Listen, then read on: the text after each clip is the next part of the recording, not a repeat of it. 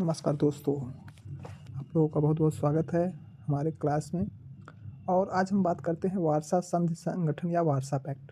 तो जो वारसा सैन्य संगठन था या संधि संगठन था, ये मुख्य रूप से नाटो जो सैन्य संगठन था इसका जवाब देने के लिए आया था।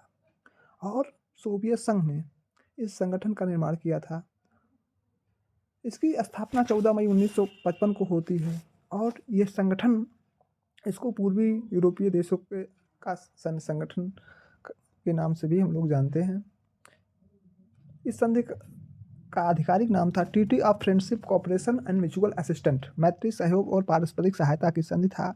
और इस संधि में मुख्य रूप से सोवियत संघ, Albania, Bulgaria, Hungary, Poland, Romania, Czechoslovakia और पूर्वी यूरोप शामिल थे। लेकिन एक देश था जो कम्युनिस्ट था, ठीक है, यूगोस्लाविया, वो इस संगठन में शामिल नहीं था। यानी कुल मिलाकर इस संगठन में 8 देश थे मुख्य रूप से।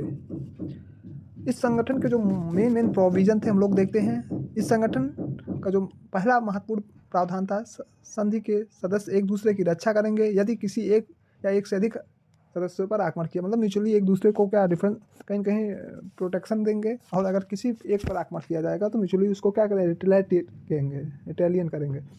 फिर दूसरा था, इस संधि में यह भी कहा गया कि हस्ताक्षरकर्ताओं के बीच आंतरिक मामलों में पारस्परिक हस्तक्षेप न करने तथा राष्ट्रीय संप्रभुता और स्वतंत्रता के प्रति सम्मान प्राधित। तो कहने का मतलब इसमें क्या था कि इंटरनल मामले में किसी प्रकार से जो है, इंटरनल सॉवरेनिटी में एक राष्ट्र दूसरे राष्ट्र पे किसी प्रकार से इंटरफेयर नहीं करेगा और नेशनल सॉवरेनिटी और इंटीग्रिटी के प्रति रिस्पेक्ट रखेंगे एक दूसरे राष्ट्र एक दूसरे के प्रति। फिर हम लोग देखते हैं, और कहने का आशय ये था कि इस संधि का जो हस्ताक्षर हुआ था वो पोलैंड में हुआ था।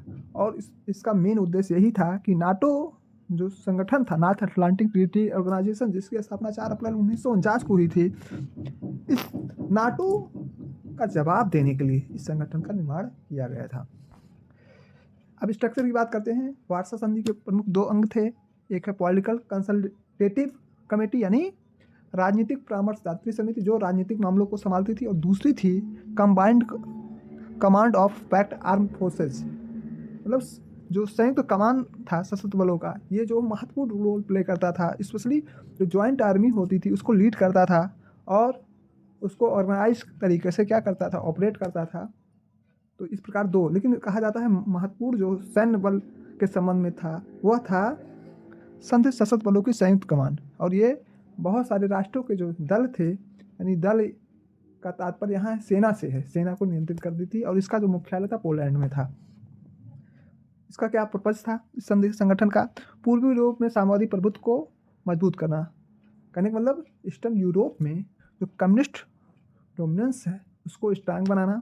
और दूसरा है नाटो को प्रतिसंतुलन प्रदान करना और सोवियत संघ की अंतर्राष्ट्रीय वार्ता शक्ति बढ़ाना, यानी कि नाटो का कहीं कहीं मुकाबला करना, नाटो के अटैक का जवाब देना।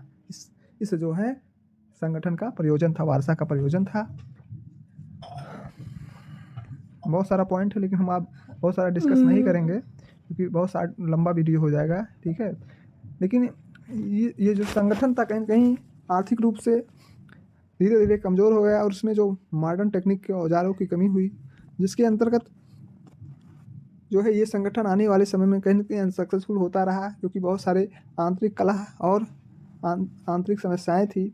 और वारसा जो संधि थी, सोवियत संघ के विघटन के समय 25 फरवरी 1991 सदस्य देशों के रक्षा और विदेश सचिव मंत्री की एक बैठक होती है, मतलब, और जिसमें बुडापेस्ट मीटिंग के अंतर्गत जाना गया 1991 में।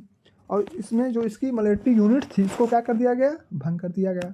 और 1 जुलाई 1991 में इस संगठन की राजनीतिक संरचना को औपचारिक रूप से समाप्त कर दिया गया, जब एक अंतिम प्राग मीटिंग 1991 चेकोस्लोवाकिया में हुई।